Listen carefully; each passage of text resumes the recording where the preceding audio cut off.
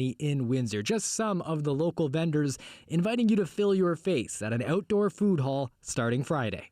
We want them to just enjoy the food and let their mind kind of escape for a little bit. There's not many vacations happening right now. We want this to be their little getaway. Pandemic rules, they still apply. This rink can hold more than 1,000 people, capped at 100. Windsor Eats asks that you book ahead, with takeout options also offered. And while the pitch is for a fun time for the vendors, it's also about survival. Robbie's Gourmet Sausage Company thought that it was a wrap. Closed for months back in the spring, it was almost over for good. The decision was almost like, so now let's start looking. Costco's never going to go away. You know, there's other places that won't go away. Where do I put my application in? And then we just opened to see what would happen. You know, one last shot at the kick of the can. They sold a week's worth of product that day. Loyal local customers helping the sausage maker catch up. The amount of people that said, thank God you didn't close down and you came back. So it's like all this stuff that you struggle through. Sorry, as a local entrepreneur, and you never know if people actually care, but they're here and it let us know that after 5 years we made it, maybe, so we're going to be okay. Catering places like the brand new BZB Test Kitchen caught a COVID curveball. Summer celebrations, weddings, festivals, all scaled back or shut down completely. We thought BZB was dead in the water. We cried a little bit to ourselves for a couple weeks, and then we regrouped and we changed our dynamic. We changed from a catering company to a grocery delivery service to a meal prep service, and now we're sort of incorporating all of those facets. So I don't call us a catering company, I call us a multifaceted food service operation. It's a little hipster term for what we're doing.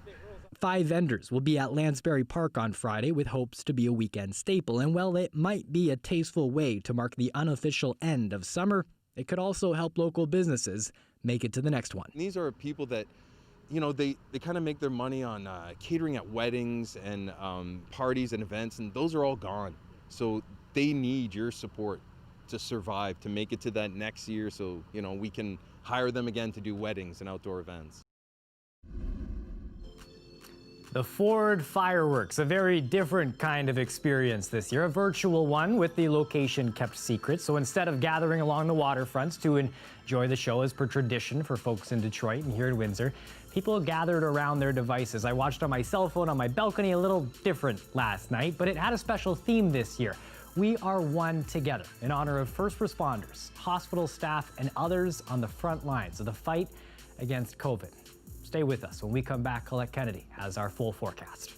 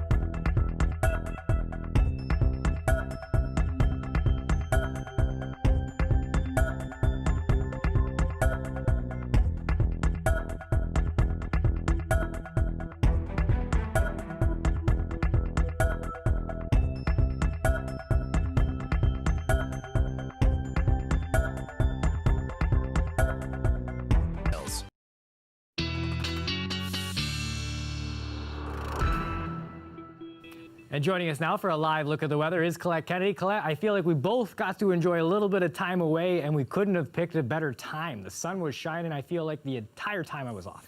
Oh, good. I'm glad to hear that, Chris. You got to enjoy that. And here, I just did a double take because I was like, I just have to, it is September, right? Yeah, where does the time go? Here we are. Here we are into the month of September already. August is gone. And I wanted to kind of give everyone, you know, a reminder, what can you sort of expect when we do get to the month of September? So we take kind of 30 years and look at the averages. So this is just sort of that sort of a recap. Whoops, we got the low that's showing up here. So let me go ahead and click ahead so it's on its board too.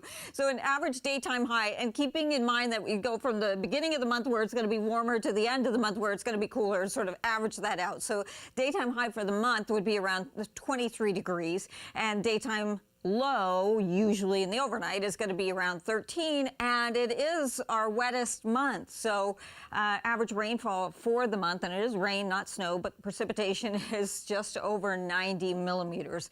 And that, again, is when you take kind of 30 years and look at what the average is. Current temperatures look like this. The humidity obviously kind of went back up for today, 26. Chatham-Kent, very close at 25 there. And your humidex values, so we've got them back there into the mid-30s.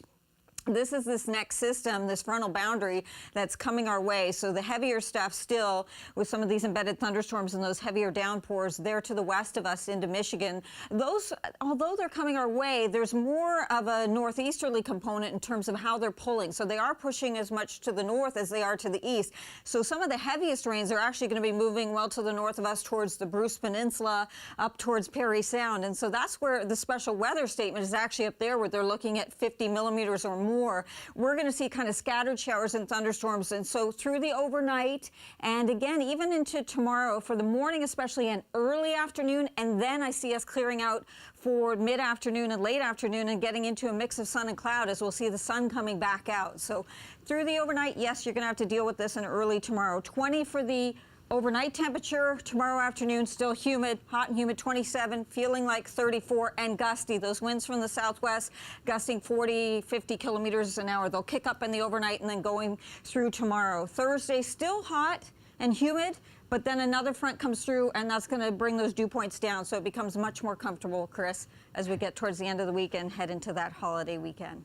That is good to hear. It is weird, eh? That September. It seems weird to be in this kind of zone right now. The year that's been is kind of, well, it'll be nice to just move past that calendar a little bit, I think, here. Yeah, I don't know. I don't know what to do with it. No, I know. I hear you. I hear you. Thanks for this. 2020, yep. 2020. We're out of here. 2021 one day, sometime soon. Oh, thanks. See ya. Now, speaking of people getting back to work and getting out of work, the NBA has been in a bubble, and that means some of those superstars we've been watching pour their hearts out and play on the court, well, they've been away from their families. Up next, we've got a beautiful reunion.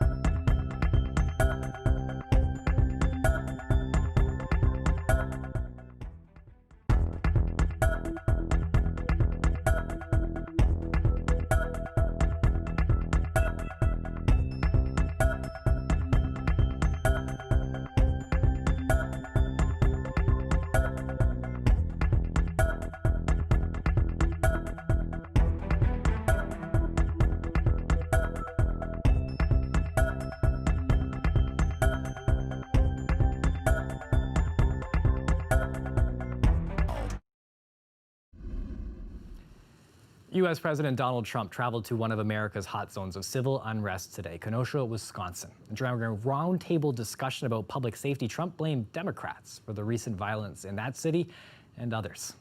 It's all Democrat. Everything's Democrat. All of these problems are Democrat cities. We don't want to say it, but it is. Trump also used the visit to push his campaign message of law and order, meeting with local law enforcement and touring the damage caused during more than a week of protests that followed the police shooting of Jacob Blake. Trump didn't meet with Blake's family or attend a community event meant to help the community heal. Local leaders had asked the president to cancel his visit, fearing it would further inflame tensions. Clashes between anti-racism protesters and Trump supporters left 2 people dead last week. Other residents say they didn't want to be used as a campaign tool. Wisconsin is a battleground state in the ongoing presidential election campaign. Now, this pandemic has kept many people separated from their loved ones, among them professional athletes who've been living in their bubble for months now. But yesterday, a heartwarming reunion for one of the Toronto Raptors' biggest stars. Who's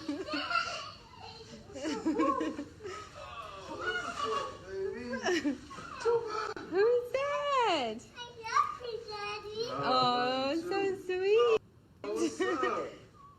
That's point guard Freddie Van Vliet reuniting with his family for the first time since June. Clearly, he and his children, 2-year-old Sana and 1-year-old Fred Jr., were overjoyed to be back together. The touching scene recorded and shared on social media. Yesterday, the NBA began allowing players to bring in select family members to stay with them at Walt Disney World in Orlando. It's 6:29 p.m. and that's it for CBC Windsor News. Don't forget, for news anytime, you can go to our website, cbc.ca/Windsor. We're on social media too. You can check us out on Facebook, Instagram, and Twitter. Power and Politics, that's up next, already in progress. Thanks for watching. Make sure that you and your family have yourselves a wonderful evening tonight.